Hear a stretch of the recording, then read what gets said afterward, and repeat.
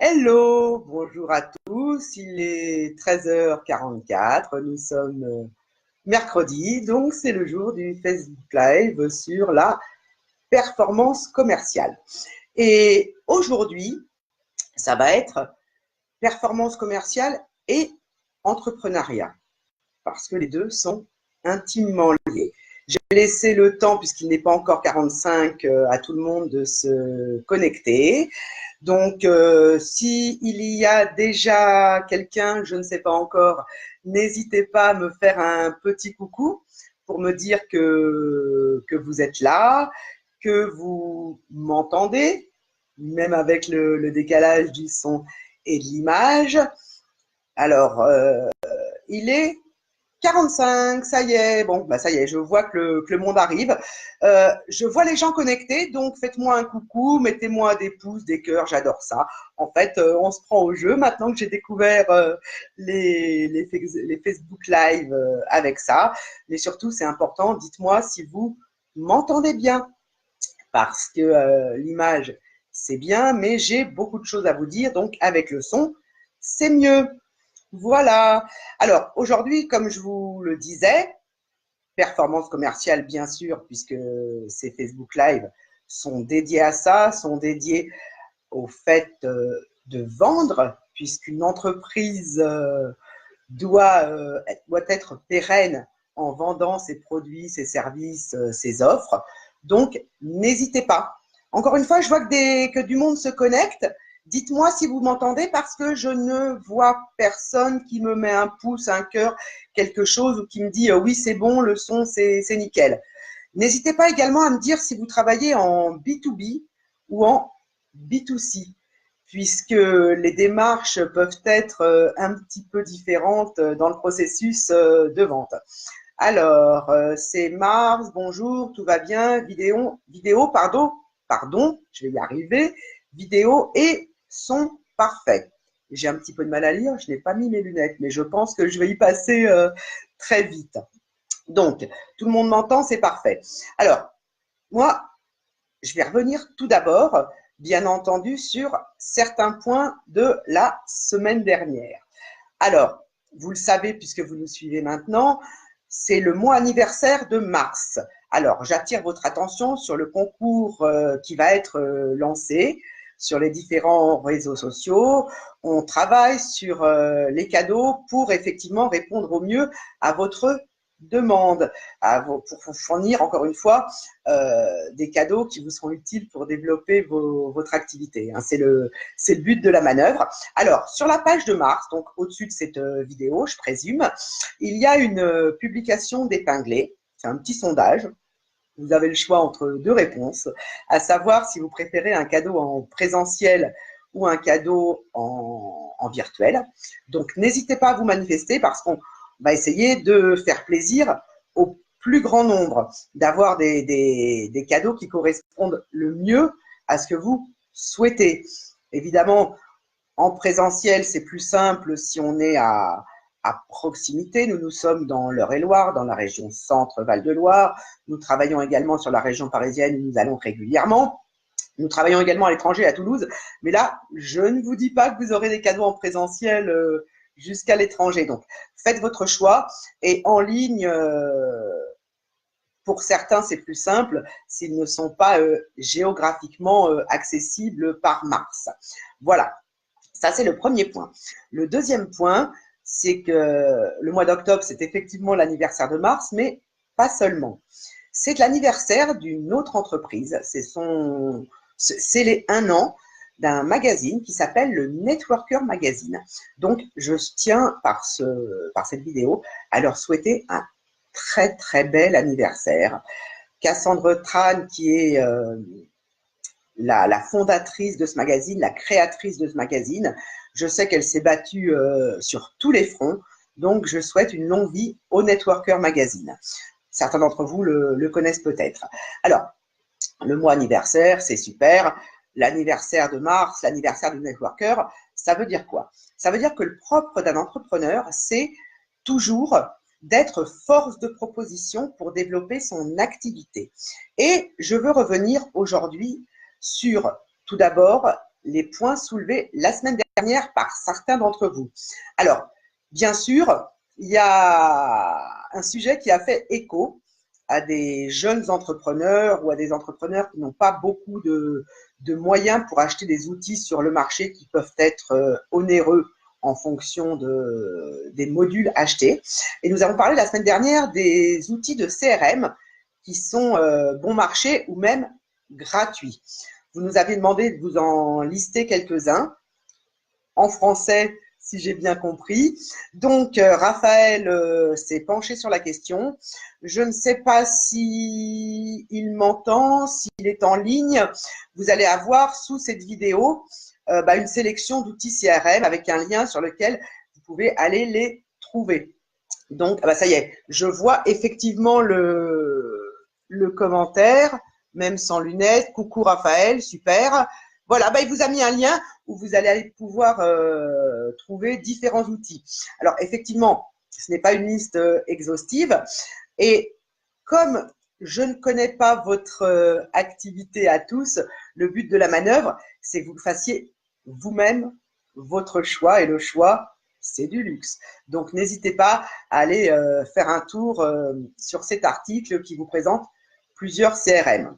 CRM, ce sont des outils de la relation client pour ceux qui ne connaissent pas ce gros mot. Voilà, ça c'était le premier point soulevé la semaine dernière. Le second point que j'ai eu en retour, c'est que certains d'entre vous m'ont dit « mais moi je travaille seul ». Donc, quand on me parle de développer la performance commerciale, de faire performer les équipes, de former les équipes, comment je fais si je suis seul? Alors, le fait de travailler seul ne change rien à l'affaire, bien au contraire. Et j'ai presque envie de vous dire, en fait, que vous ne travaillez jamais seul. Oui, vous pouvez être auto-entrepreneur, mais vous ne travaillez pas seul, ne serait-ce que parce que vous travaillez pour et avec des clients. Certains d'entre vous ont peut-être des partenaires, des fournisseurs. Donc, la démarche est la même. On n'est jamais seul quand on est entrepreneur. C'est tout le paradoxe parce qu'on est seul quand on est chef d'entreprise, on est seul face à ses décisions, on est seul face aux imprévus qui se présentent au quotidien, on est seul pour vraiment se battre, oui, mais on ne travaille pas seul. D'accord? Le distinguo est clair pour vous. Je vois que… Ah, coucou Séverine, merci Raphaël. Oui, c'est lui qui a travaillé là-dessus et tu vas voir qu'il a bien travaillé, comme d'habitude. Bien. Alors, c'est important maintenant. Je vais vous lister 6 points qui doivent résonner en vous. Parce que quand on est entrepreneur, encore une fois, on a sa casquette de commercial qui est indispensable et votre chemin en tant qu'entrepreneur, c'est d'être force de proposition, de montrer l'exemple. Donc, les 6 points quand on est entrepreneur à développer sont les suivants. 1, l'attitude. Je vais expliquer par la suite. 2, l'apparence. 3e point, l'expertise. 4e point, la démonstration. 5e et avant-dernier point, j'ai mon petit cahier comme d'habitude, l'argumentation. Et le tout dernier point, et pas des moindres, c'est l'implication. Donc, je vais détailler ces 6 points. Et vous allez voir qu'ils ont tous une importance primordiale pour réellement faire l'adéquation entre la partie commerciale, qui est la partie sortie de l'iceberg, et votre rôle d'entrepreneur, votre rôle de force de proposition, qui est souvent la partie immergée. On entend souvent « Ah oui, mais là, il a eu de la chance. Ah oui, mais là, ça a été trop facile. Il ne s'est pas trouvé confronté à telle ou telle problématique. » Ne croyez pas ça. Si vous avez l'impression que les choses sont plus faciles pour certains, c'est parce qu'ils ont travailler. Et en général, travailler dur. Rien n'est laissé au hasard. Encore une fois, tout est question de préparation et de préparation stratégique. C'est un vrai travail, c'est un vrai métier et il y a énormément d'étapes à respecter. Là, je vous ai ressorti de tout ce qui est préparation 6 points. Donc, je vais recommencer par le premier qui est l'attitude. Une attitude, c'est quoi? C'est effectivement, en premier lieu, votre comportement en tant que chef d'entreprise, mais c'est surtout la façon dont les gens vont vous percevoir. Parce que vous pouvez avoir l'impression de vous comporter de telle ou telle manière, mais est-ce que l'important, c'est ce que vous pensez ou c'est ce que les gens pensent et surtout la façon dont ils vous perçoivent? Vous pouvez vous dire, je m'en fiche, on me prend comme on est. Oui, mais quel est réellement le message que vous voulez faire passer? Alors, l'attitude, c'est quoi pour aller plus loin? C'est la confiance que vous pouvez dégager. Alors, je vais vous parler de moi, c'est terrible. Hein. Tout le monde me dit, oui, mais t'as confiance en toi, quand tu parles, on t'écoute, etc. Pour ceux qui le savent, j'ai déjà dû le dire aussi en live, je suis une vraie timide. Une vraie timide, mais j'ai appris, parce que ça fait quelques années que je travaille, à aller au-delà de ma timidité et j'ai aussi appris à me servir de ma timidité. J'ai appris, j'allais dire en jouer, non, parce qu'on ne joue pas de sa timidité, parce que sinon, en plus, moi j'ai une carnation de rousse, donc j'ai le rouge qui me monte très vite aux joues. Mais l'attitude et la confiance que vous pouvez dégager, encore une fois, ça se travaille. On peut s'entraîner là-dessus. Si vous avez un message à faire passer, vous avez effectivement la parole qui va jouer pour vous, mais la façon dont vous allez, là, c'est vrai que je parle avec les mains. Le fait de parler avec les mains, vous faites également passer un autre message. Et cette confiance dont je vous parle actuellement, le but de la manœuvre, ce n'est pas que vous ayez confiance en vous, mais que les gens aient l'impression que vous ayez confiance en vous. C'est terrible ce que je vous dis, hein, mais c'est important. J'espère néanmoins que quand vous travaillez sur votre job, vous avez conscience de votre valeur, parce qu'on a tous une valeur et il est très, très, très important de faire passer le message de la valeur que vous apportez à vos clients. D'accord? Donc, votre attitude doit transpirer cette confiance. Et même si vous n'avez pas confiance en vous, ayez confiance dans votre business. Posez-vous les vraies questions. Pourquoi j'ai créé mon entreprise? Que vous soyez solo entrepreneur, solopreneur, ou que vous ayez une société avec 10, 20, 50, 100, 200 salariés. Parce que moi, je m'occupe essentiellement des TPE et des PME, même si les PME vont jusqu'à 500 personnes, ça reste des petites entreprises. Pourquoi vous avez créé votre entreprise? Parce que l'entreprise, c'est un sens large. C'est pas juste une société. Vous entreprenez quelque chose. Vous mouillez la chemise. Donc, pour aller plus loin, posez-vous les bonnes questions et surtout, ayez conscience de la valeur que vous apportez par votre travail, par votre offre, par votre produit, par votre service. Ayez une posture qui soit digne de vous. Vous prenez des risques en étant entrepreneur. Donc, c'est important d'asseoir votre posture. Bon, il y aurait beaucoup de choses à dire sur l'attitude. Je ne vais pas me lancer dans la psychologie parce que ça peut relever effectivement également de la psychologie. Mais l'attitude, la posture, la confiance sont des choses indispensables à un entrepreneur. Et là, je vais vous dire quelque chose de terrible. Non, tout le monde n'est pas fait pour être entrepreneur. Alors, actuellement, je sais que c'est la mode, qu'il y a beaucoup de micro-entreprises, puisque c'est le nouveau nom qu'on leur donne actuellement, et que beaucoup créent presque leur entreprise par désespoir pour créer leur activité, mais surtout leur emploi. Oui, c'est bien, mais je vous rappelle qu'à la base, l'auto-entreprise a été faite pour pouvoir tester une idée. Être entrepreneur, encore une fois, c'est être force de proposition et vouloir changer le monde, vouloir aller plus loin dans la démarche, vouloir apporter sa brique pour construire quelque chose. Et n'oubliez jamais ça. Un entrepreneur, c'est quelqu'un, j'en ai déjà parlé la semaine dernière et peut-être même les semaines précédentes, je ne suis pas la seule à en parler. Un entrepreneur, c'est quelqu'un qui construit un pont une fois qu'il a sauté de la falaise. En tant qu'entrepreneur, vous ferez face très très souvent aux imprévus. Pas forcément en mal, hein, ça arrive aussi qu'il y ait de très très bonnes surprises, et heureusement, mais dites-vous bien que vous devez avoir une attitude exemplaire pour vous-même et pour votre entreprise, parce que vous devrez faire face à tout un tas de choses.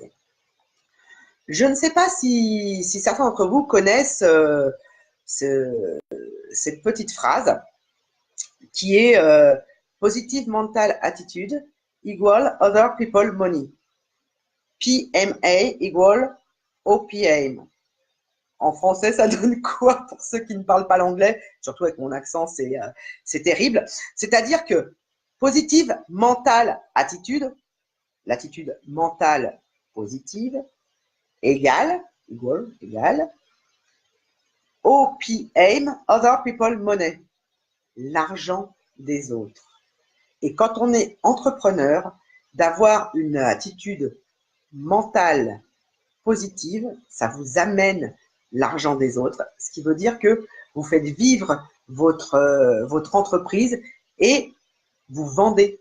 Puisque, encore une fois, si vous avez une entreprise, c'est pour qu'elle fasse des ventes, pour vendre vos produits, vos services, vos offres, etc.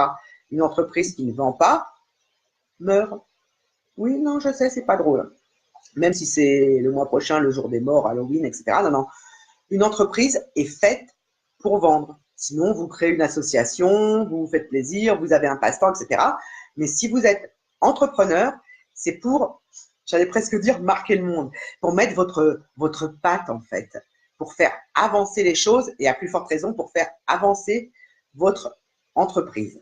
Donc, vous devez être fort, même si certaines fois, un entrepreneur a le droit de se laisser aller à pleurer, a le droit de se laisser aller à ne pas bien dormir la nuit. C'est notre lot, hein, on est des humains, on n'est ni les uns ni les autres parfaits, mais quand vous avez votre casquette d'entrepreneur, vous devez être au-dessus de la mêlée et vous devez avoir une attitude qui fait que les gens vont avoir envie d'aller vers vous et de vous faire confiance.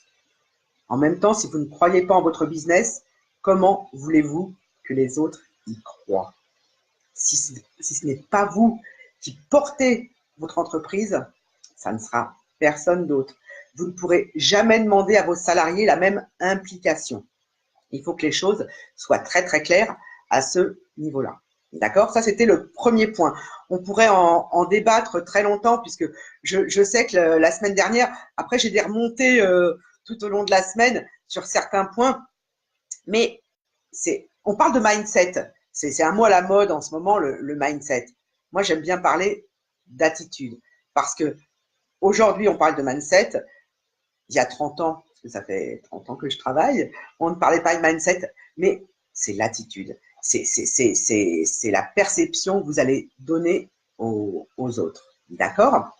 Le second point, c'est l'apparence. Alors, vous allez me dire, l'apparence, je ne suis pas responsable de la tête que je suis, de la tête que j'ai, pardon, mais je suis responsable de la gueule que je fais. Vous avez déjà certainement entendu cette petite phrase sous forme de joke par moment, etc. Alors, l'apparence, oui, c'est pas je suis bien maquillée aujourd'hui quand je suis une femme, j'ai bien rasé ma barbe quand je suis un homme. Ça va plus loin que ça.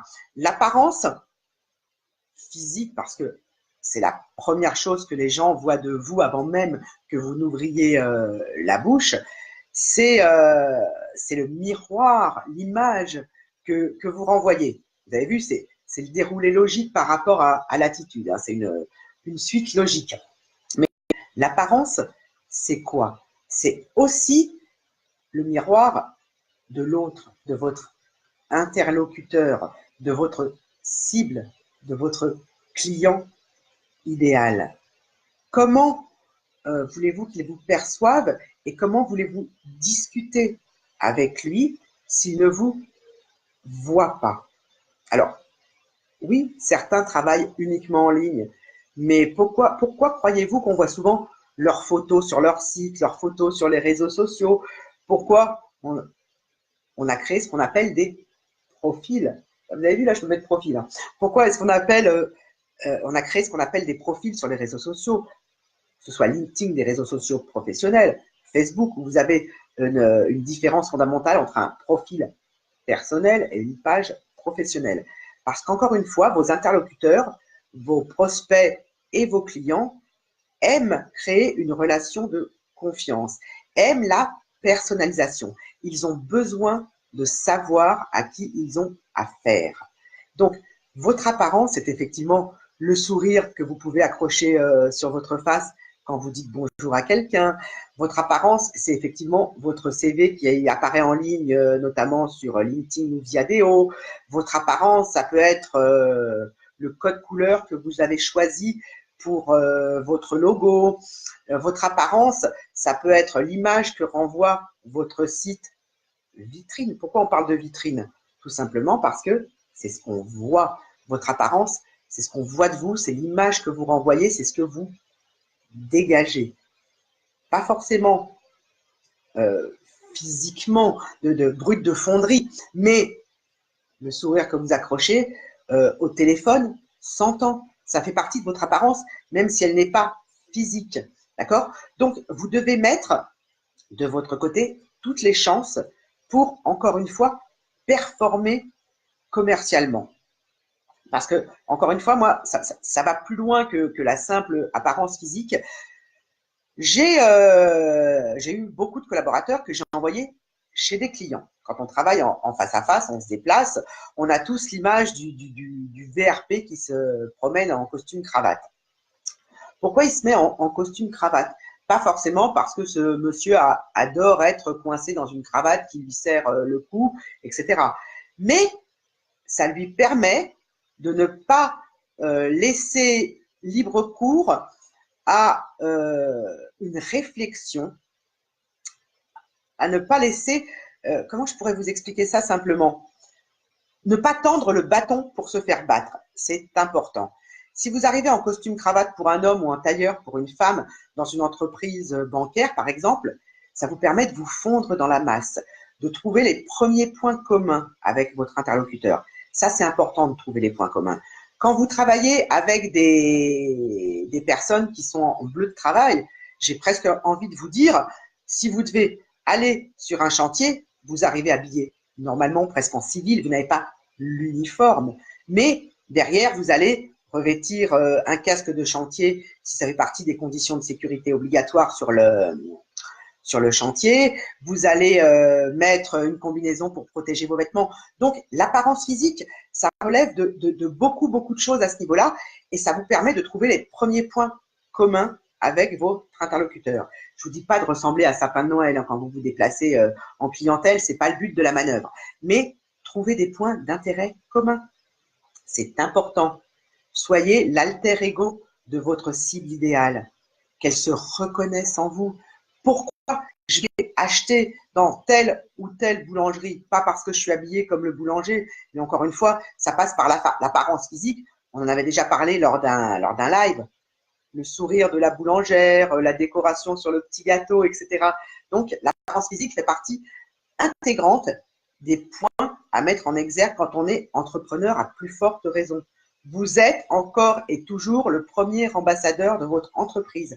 Et pour avoir une entreprise pérenne qui performe commercialement, donc qui vend ses produits et qui attire surtout un flux régulier de clients parce qu'elle amène à elle des prospects, en amont des suspects, etc. C'est ça, c'est d'abord votre apparence. Même si les gens ne vous connaissent pas, même s'ils ne vous voient pas en vrai, tout ça, c'est primordial. Je vais passer au troisième point. Encore une fois, vous n'hésitez pas à réagir parce que je vois que se passe des petites choses là-dessus. Vous n'hésitez pas à réagir, c'est important. Oh, hello Stéphanie!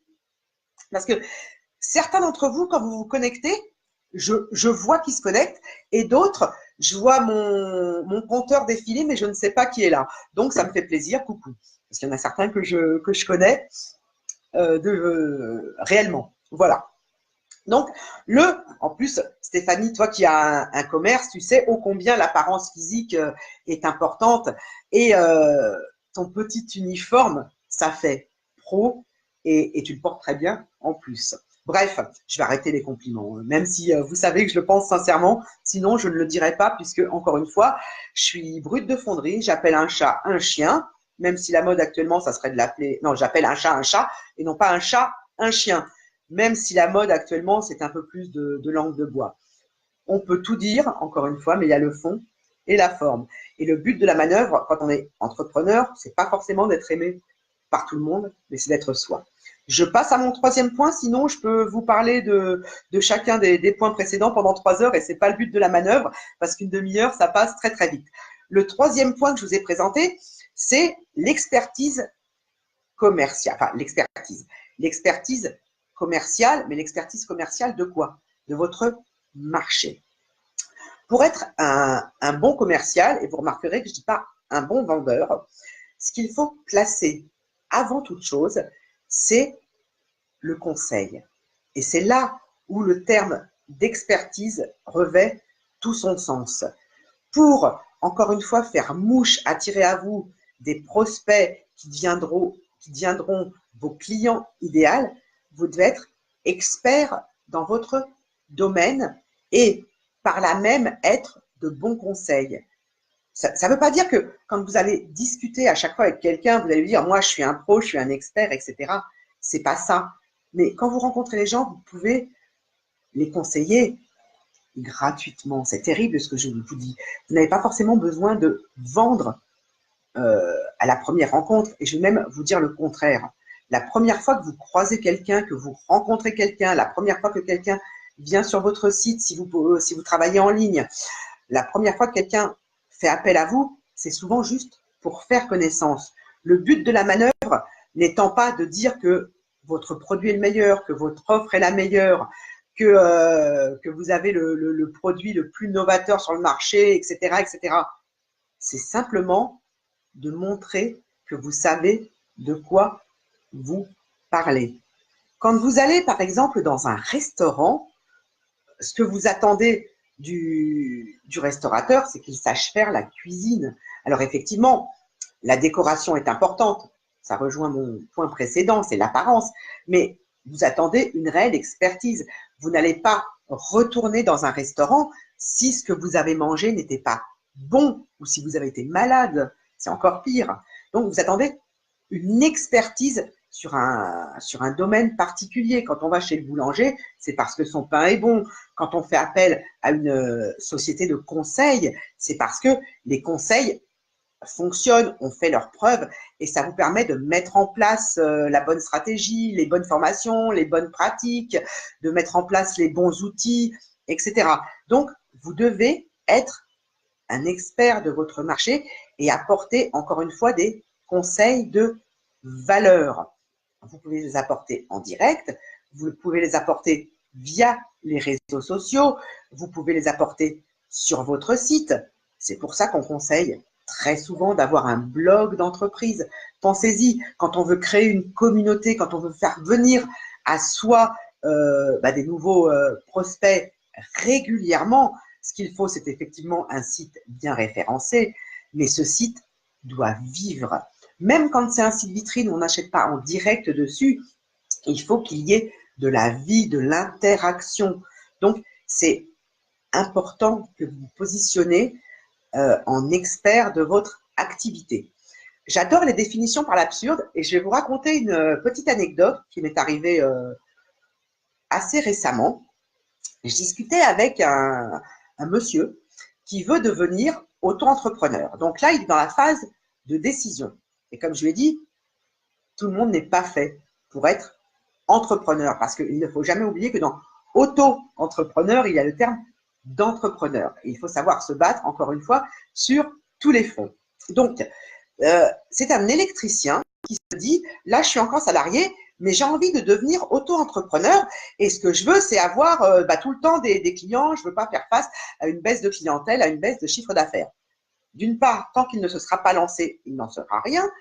Et d'autre part, en déroulant un petit peu la plotte, en discutant avec lui, je me suis rendu compte qu'il voulait lancer une activité, une entreprise, mais pas sur son domaine d'expertise. C'est-à-dire que ce monsieur était électricien et il veut ouvrir une entreprise de rénovation intérieure-extérieure. Je lui ai dit, mais rénovation électrique uniquement?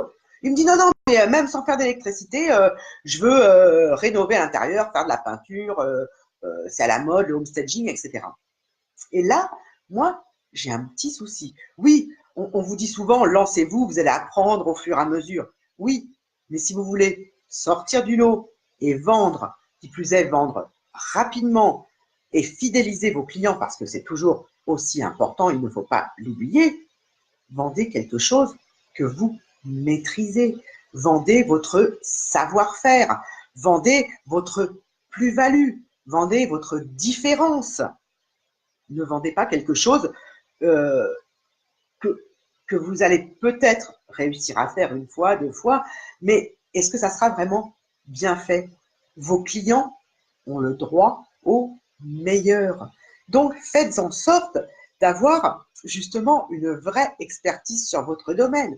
Et ce monsieur, je lui ai dit, mais vous êtes électricien, vous êtes déjà connu dans votre activité, même si vous êtes salarié. Appuyez-vous sur votre zone de compétence. Je trouve qu'actuellement, on parle de moins en moins de compétences, mais on en a tous des compétences. Il suffit déjà de trouver la sienne, de trouver sa zone d'excellence. Tendre à l'excellence, c'est quelque chose que je trouve extrêmement important, mais allez plus loin et vendez quelque chose que vous maîtrisez. N'essayez pas de faire bricolo et bricolette qui font joujou dans leur jardin. Moi, c'est quelque chose que j'ai vu régulièrement, des gens qui ne savent pas et qui vous disent « Oui, oui, je sais faire, je sais faire, je sais faire ». Personne ne sait tout bien faire bien. Personne ne sait tout faire bien, ce n'est pas possible. Donc, si vous voulez étendre votre champ d'action, vous pouvez vous entourer avec d'autres personnes, vous pouvez vous entourer en ayant des partenaires, vous pouvez créer des offres packagées avec d'autres, mais appuyez-vous sur votre expertise, appuyez-vous sur ce que vous savez faire, c'est primordial. Bon, il est 14h17, j'ai vraiment fini par croire que je suis bavarde, mais encore une fois, il y a beaucoup, beaucoup de choses à dire. Là, vous avez eu les 3 premiers points de l'adéquation entre entrepreneuriat et commercial.